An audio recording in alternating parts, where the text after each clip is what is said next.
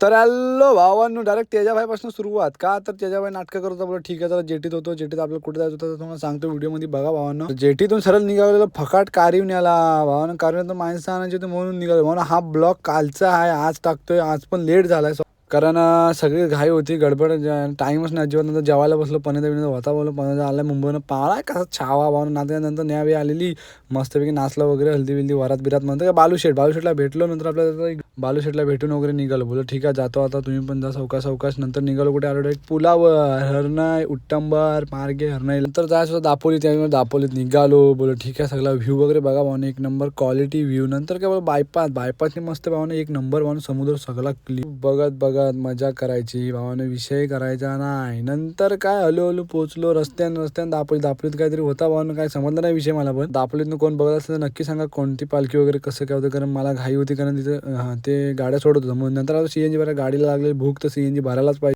आवाज जरासा बसलाय कारण तब्येत ठीक नाही भावानं, समजून घ्या, काय विषय नाही. गाडीला मस्तपैकी सीएनजी वगैरे भरली. तर नंतर काय भावानं फकाट रस्ता म्हणजे दापोली मार्गे कोणी येवच नका. मंडगड मार्गे दापोलीला लय बेकार रस्त्याची कंडिशन आहे. रस्ता एकदम उकरलेला, निसा धुरला. नंतर पोचला आपला राधाबाईच्या हक्काच्या ठिकाणावर. विषय नाही, श्री समर्थ कृपा कार डेकोरेटर्स मंडणगड. तिकडून डायरेक्ट आलो लोणेरे सीएनजी भरायला. लोणेरे भावानं माझं नशीबच बेकार, तर काय सीएनजी लाईन होती, काय विषय नाही. बोल सीएनजी वगैरे भरली. व्हिडिओ कशी वाटली म्हणून कमेंट करून सांगा. आता वीर स्टेशनवरनं एंड केली. बाय बाय, टेक केअर, काळजी.